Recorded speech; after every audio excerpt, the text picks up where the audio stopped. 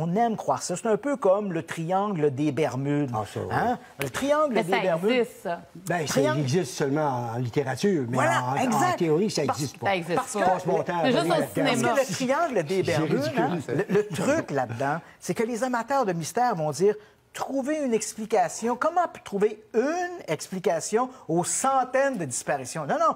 Trouvons 100 explications aux 100 disparitions parce que chaque disparition Est s'explique particulière. individuellement. Et voilà. Mais si on essaie de trouver une explication pour 100 disparitions, ça ne marchera pas.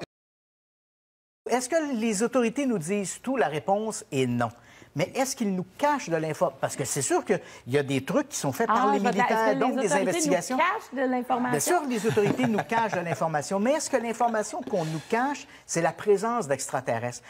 Supposons, par exemple, que monsieur raconte avoir vu un ovni et qu'on découvre, en enquêtant, il rapporte l'information, imaginons un scénario, il rapporte l'information à des militaires. Les militaires vérifient et constatent que monsieur a vu un avion espion. À ce moment-là, par exemple, il y aurait eu un avion espion américain en direction de l'Union soviétique. Est-ce qu'ils vont le dire? Non. Est-ce que ça veut dire que ça nous cache des extraterrestres? Non plus. Donc, bien sûr, les forces militaires ne nous disent pas tout. Et bien sûr, les militaires sont intéressés par la question des ovnis, non pas nécessairement parce qu'il s'agit de visites extraterrestres, mais on comprend que n'importe quelle force militaire est préoccupée par l'introduction dans son territoire aérien d'objets ou d'engins qui ne sont pas autorisés. Donc, on veut savoir qui ils sont et d'où ils viennent.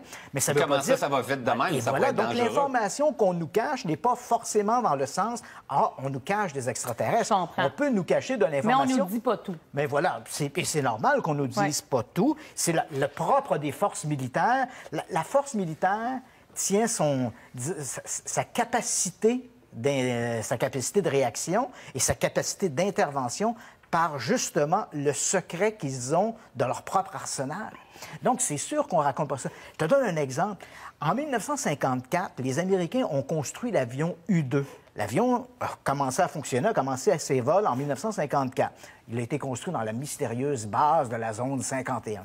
Aux États-Unis. Mais les Américains... Non, il n'a pas été construit là. Il a été construit à Skunk Works à Long Beach, en Californie. Oui, Skunk Works, le groupe La Skunk même Works, on place que travaille là-dessus, mais on a l'SR-71. pratiqué, on a fait des essais avec le U-2 dans la zone 51. Oui, mais ça, c'est là qu'ils mettent leurs affaires, qu'ils ne veulent pas que le Voilà. monde le sache. Mais- Puis tu n'as pas accès à toute la zone. La Là zone où je veux en 51, venir- c'est un Là où je mystère. veux en venir, c'est les Américains ont découvert l'existence du U-2 en 1960. L'avion fonctionnait déjà depuis 6 ans. Il a fallu que les Soviétiques abattent un U-2 au-dessus de l'Union soviétique. En 1960, Francis Gary Powell, pour que les Américains, en ouvrant le journal le matin, disent « Oups! On avait un avion espion qui fonctionnait depuis 6 ans, qui espionnait l'Union soviétique et on ne le savait pas. » Donc, on le comprend. Ici, l'armée gardait le secret sur l'existence de ces avions espions et c'est le propre des forces militaires. Mais là, la US Navy là, ont sorti des images, en fait, des extraits vidéo. J'aimerais ça qu'on en regarde un premier, en tout cas, ensemble, puis que tu nous décrives. On va regarder ça ensemble. Je sais que vous les avez vus.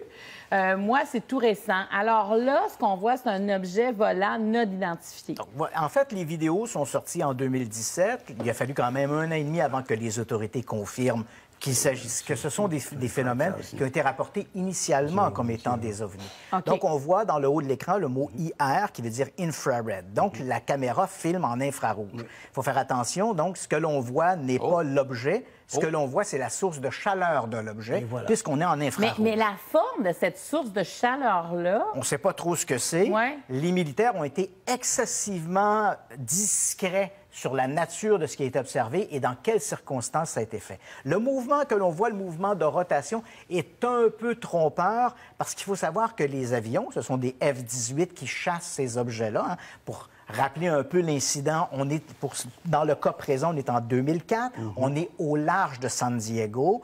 Il y a un porte-avions qui est le USS Nimitz, et là, il y a un bateau escorteur radar qui est le Princeton, et le Princeton informe qu'on a détecté des ovnis. Alors, on envoie les chasseurs F-18, et là, donc, ils vont filmer ces phénomènes-là. Donc, ce que l'on voit, dans le cas des images qu'on voit, dans les deux cas, les images ont été tournées en infrarouge, donc on voit la source de chaleur de l'objet, donc il faut être assez prudent là-dessus. Dans le premier vidéo qu'on a vu, il y avait une espèce de Moi, j'aimerais ça qu'on rotatif. revoie le premier vidéo. Là. Moi, il m'intrigue, le premier. Là. Je l'ai écouté vraiment OK, donc... Quand on voit le mouvement rotatif, il faut faire attention. D'ailleurs, cette vidéo-là, dans les archives de la US Navy, s'appelle le Gimbal UFO. Oh, gimbal, Et gimbal, pourquoi? Parce qu'il y a une caméra sous l'avion qui pivote sur elle-même. Donc, le mouvement rotatif de l'OVNI est un peu trompeur parce que ce n'est pas tant l'objet qui pivote sur lui-même qu'au moment où le chasseur tourne, la Mais là, caméra on voit, va là, ici, pivoter. là, il est en virage constant, là, Voilà. à l'angle 30 degrés, là, puis il est en virage vers la gauche, puis il suit. Voilà. Là, il suit en arrière. Et là, on voit quand l'avion commence à tourner, bien, la caméra va tourner en même temps. Là, parce que quand on voit les deux petites barres de chaque côté de l'objet, c'est ce qu'on appelle un verrouillage. C'est-à-dire que le pilote a vu l'objet sur son Donc, il écran l'a verrouillé radar. pour- il le l'a suit. verrouillé pour que le radar suive l'objet. Je comprends. Mais il n'y a pas un message quand même de sortir ces images-là, de les déclassifier? Non, C'est en quoi fait- le but? Il aurait pu garder ça mort, hein? Bien sûr. Il faut comprendre que les circonstances dans lesquelles ces vidéos-là ont été rendues publiques, on a un peu forcé la main de la US Navy.